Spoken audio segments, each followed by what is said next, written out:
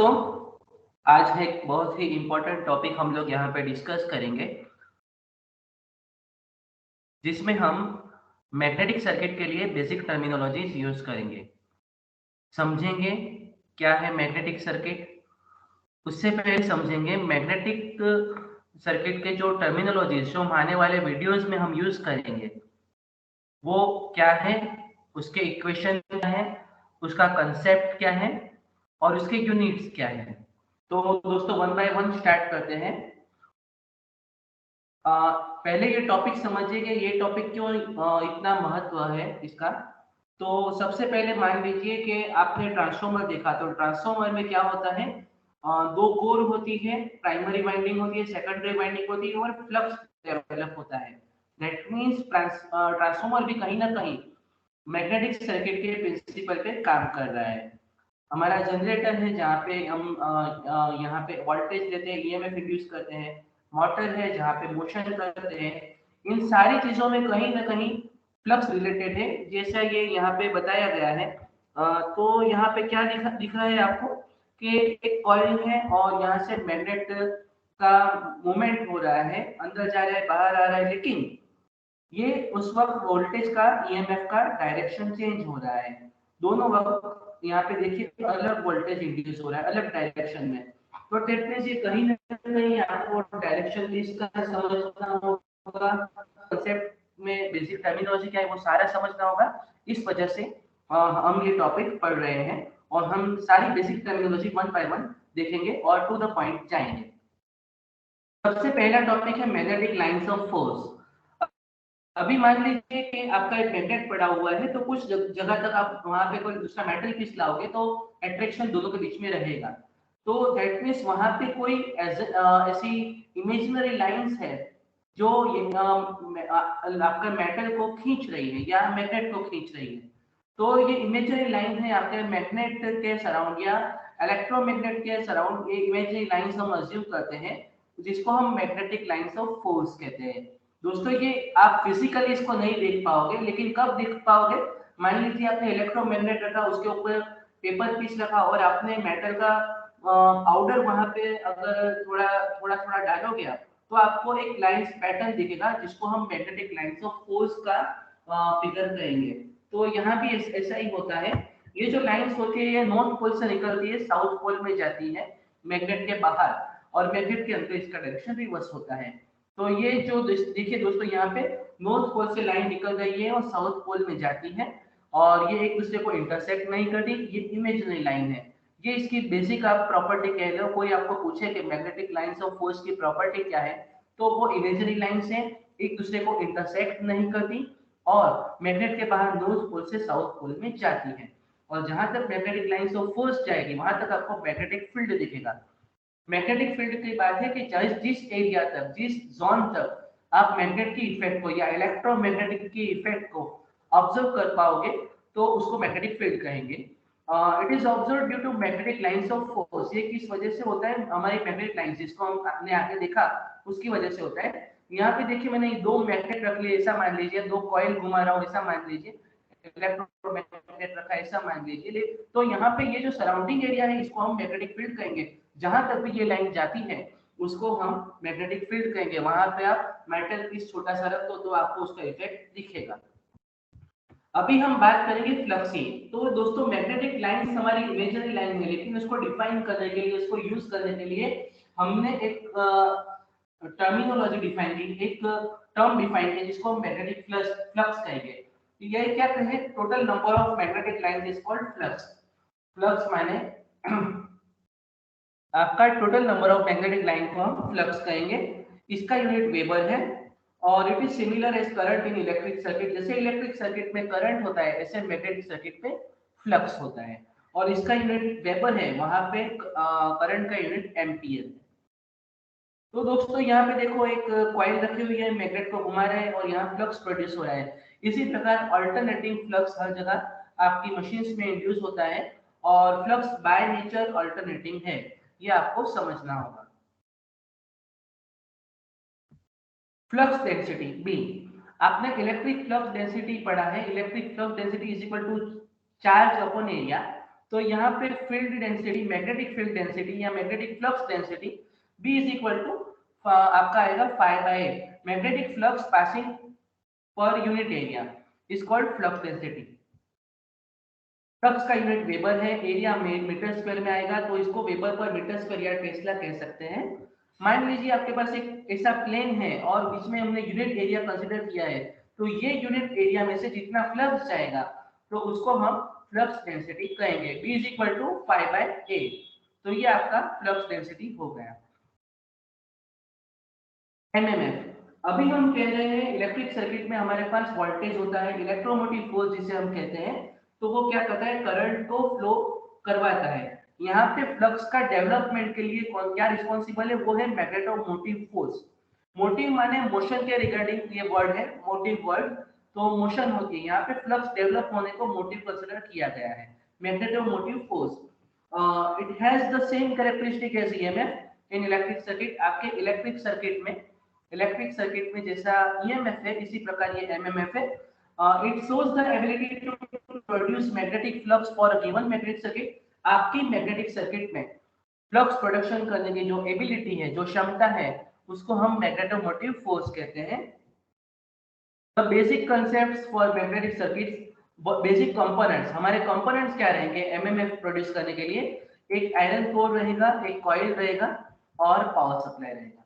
तो दोस्तों इसको डायग्राम में देखते हैं।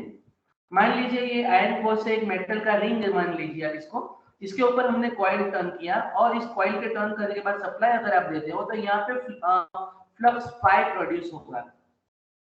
तो ये आपका आयरन कोर है, ये आपका फ्लक्स पाथ है, जो आपका डिजायर्ड फ्लक्स पाथ है, ये सारी मैग्नेटिक सर्किट कवर बनाता है। और ये जो बाहर निकल रहा है दोस्तों, ये आपका लीकेज फ्लक्स है। आपका N है, number of turns of coil है। अभी मान लीजिए कि इसका एरिया, ये जो कोर है आपका, इसका एरिया A है, तो हम कुछ टर्मिनोलॉजी यहाँ पे बनाएंगे। N is equal to number of turns, coil के जितने टर्न्स है उसको N कहेंगे। A is equal to cross sectional area of the core, आपकी कोर का क्रॉस सेक्शनल एरिया कितना है। I is equal to current through the coil, आपकी जो कॉइल है यहाँ से कितना करंट पास हो रहा है उसको हम I कहते हैं। और फ्लक्स हमारा इंड्यूस्ड फ्लक्स है, जिसको हम यूजफुल फ्लक्स भी हमारे केस में कहेंगे। तो MMF is equal to N multiply by I। तो जितना नंबर ऑफ टर्न्स ज्यादा उतना एमएमएफ ज्यादा, जितना करंट ज्यादा उतना एमएमएफ ज्यादा। तो बेसिकली आपकी कॉइल का टर्न ज्यादा, इतना फ्लक्स ज्यादा, ऐसा आप अज्यूम कर सकते हैं। Magnetic intensity, magnetic field intensity भी कहते हैं दोस्तों इसको। It is MMF per unit length. तो MMF per unit length, MMF का आपको इक्वेशन पता है, MMF is equal to N multiply by I। तो Ni by L ampere turn per meter. As the length of magnetic path and turns are constant, ये term देखिए H is equal to Ni by L। आपने piece ले लिया और turns count कर दिए, turns ले लिए, तो N कांस्टेंट हो गया, आपके मैग्नेटिक पाथ का लेंथ कांस्टेंट हो गया। तो वेरिएबल यहाँ पे सिर्फ करंट रहेगा, जितना करंट ज्यादा इतना मैग्नेटिक फील्ड इंटेंसिटी ज्यादा रहेगा। परमिबिलिटी की बात करते हैं दोस्तों, बड़ा ही बेसिक कांसेप्ट है और आपको ये समझना रहेगा। ये आपका फ्लक्स प्रोडक्शन की एबिलिटी बताता है। It is the ability of magnetic material to allow production of flux in them. जो भी मटेरियल है वो कितना फ्लक्स प्रोड्यूस कर पाएगा वो हमको परमिबिलिटी से पता चलेगा। किसी भी मटेरियल की टेस्टिंग होता है और उस बाद में उसका म्यू डिफाइन किया जाता है, काफी सारे एक्सपेरिमेंट्स होते हैं, हमको सिर्फ रेडीली यूज करना रहता है दोस्तों, हमको इस पे कोई एक्सपेरिमेंट नहीं करना रहता। तो आगे बढ़ते हैं दोस्तों। एब्सोल्यूट परमिबिलिटी, रिलेटिव परमिबिलिटी और परमिबिलिटी इन एयर तीन है। अब absolute permeability mu is equal to mu zero mu R. किसी भी मटेरियल जो एयर नहीं है, एयर के अलावा सारे मटेरियल का रिलेटिव परमिबिलिटी रहेगा, और रिलेटिव परमिबिलिटी को आप एयर की परमिबिलिटी से म्यू जीरो से मल्टीप्लाई करोगे तो आपको म्यू मिलेगा, जिसे हम एब्सोल्यूट परमिबिलिटी कहेंगे। Mu is equal to mu zero mu R. Mu zero क्या है दोस्तों, एयर की परमिबिलिटी या वैक्यूम की परमिबिलिटी कह लीजिए, जिसका वैल्यू आएगा 4 pi × 10⁻⁷ henry per metre. Mu R relative permeability है, जो मैग्नेटिक मटेरियल के लिए आपका होता है।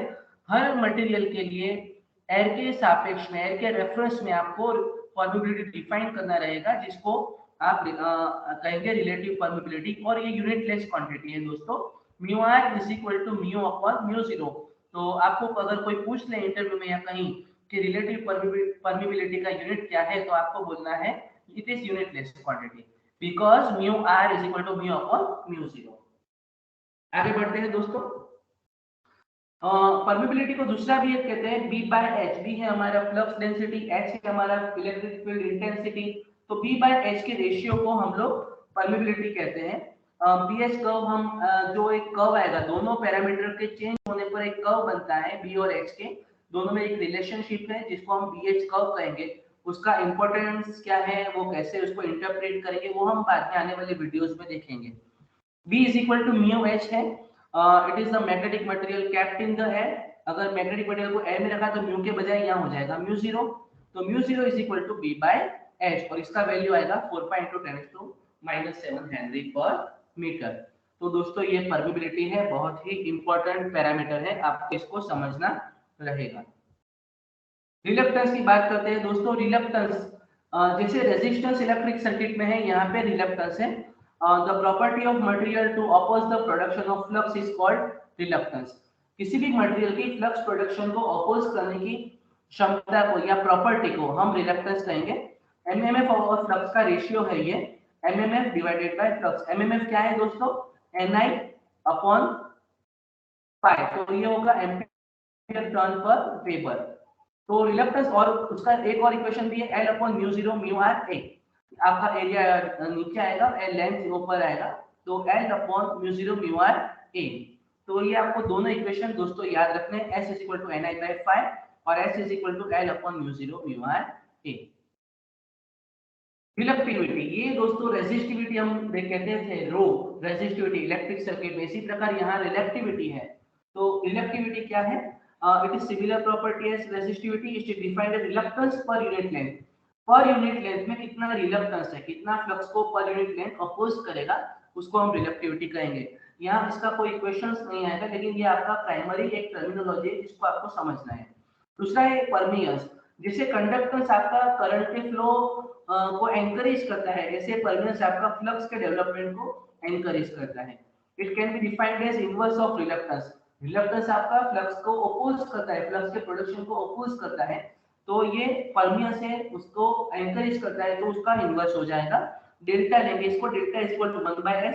s का फार्मूला हमको पता है L upon mu zero mu R A, तो यहाँ हो जाएगा mu zero mu R A by L। तो ये हो गया परमियंस। तो दोस्तों ये कुछ पैरामीटर हम देख रहे हैं, आगे दो तीन और इंपॉर्टेंट पैरामीटर है, देख लेते हैं दोस्तों।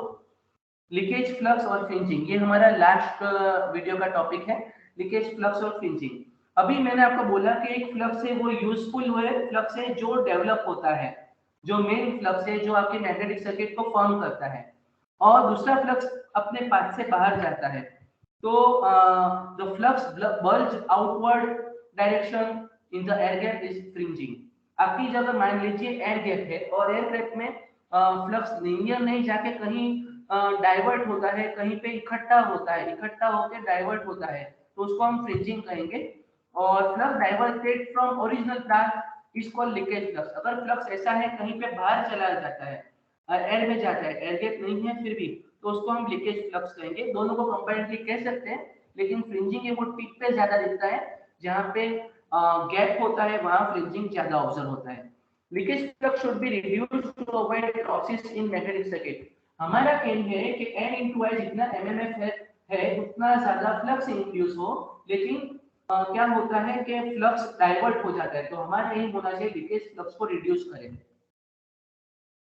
तो एयर गैप हमको मिनिमम रखना पड़ेगा। कि कोई अगर आपको पूछे कि आप फ्लक्स, लीकेज फ्लक्स को रिड्यूस करने के लिए क्या करोगे, तो आपको बोलना है हम एयर गैप को मिनिमम करेंगे, तभी हम लीकेज फ्लक्स रिड्यूस कर पाएंगे। तो दोस्तों हम इसको डायग्राम में देखते हैं। ये हमारा डायग्राम है, यहाँ शांति से आप देखिए। तो ये जो हमारा है मेन फ्लक्स है, और ये बाहर बल्ज आउट है, बाहर का एरिया कुछ जमा हो रहा है, इकट्ठा हो रहा है, तो ये है फ्रिंजिंग इफेक्ट। और यहाँ पे ये जो है जो आपके मेन फ्लक्स से बाहर जा रहा है, इसको हम कहेंगे लीकेज फ्लक्स। तो ये फाई हमारा मेन फ्लक्स है जिसको हम यूजफुल फ्लक्स कहेंगे। तो हमको तीन फ्लक्स आप कह सकते हो टोटल फ्लक्स जो प्रोड्यूस हो रहा है n मल्टीप्लाई I की वजह से, एक फ्लक्स यहाँ पे जा रहा है जो यूज हो रहा है, जिसको हम यूजफुल फ्लक्स कहेंगे, और एक फ्लक्स ये और यहाँ वेस्ट हो रहा है, इसको हम लीकेज फ्लक्स कहेंगे कंबाइंडली। तो phi t is equal to total flux, phi u is equal to useful flux, और phi l is equal to leakage flux. और एक कोएफिशिएंट है दोस्तों, कभी 2 मार्क्स में आपको पूछते हैं हॉकिंसन लीकेज कोएफिशिएंट, तो आपको ये डायग्राम ड्रॉ करके बताना है, या ऐसे भी आपको अगर इक्वेशन पूछा है तो it is the ratio of total flux and useful flux. phi t माने phi u plus phi l, आपका टोटल फ्लक्स क्या रहेगा, जो यूज हुआ वो फ्लक्स और जो लीक हुआ वो flux. Useful flux plus leakage flux equal to total flux, और टोटल फ्लक्स को और यूजफुल फ्लक्स के रेशियो को हम हॉकिंसंस लीकेज कोएफिशिएंट्स कहते हैं। तो दोस्तों इसकी वैल्यू जनरली 1.15 से 1.25 के बीच रहती है। तो दोस्तों हमने सारी टर्मिनोलॉजी वन बाय वन यहाँ पे डिस्कस करने की कोशिश की। आप सारे इक्वेशंस देखिए, टर्मिनोलॉजी को समझिए, काफी सारे और आप रेफरेंस देखिए, और आप इसको अच्छे से समझिए ताकि आप इसको यूज कर पाए। आई होप आपको पता चला होगा। Thank you and keep learning.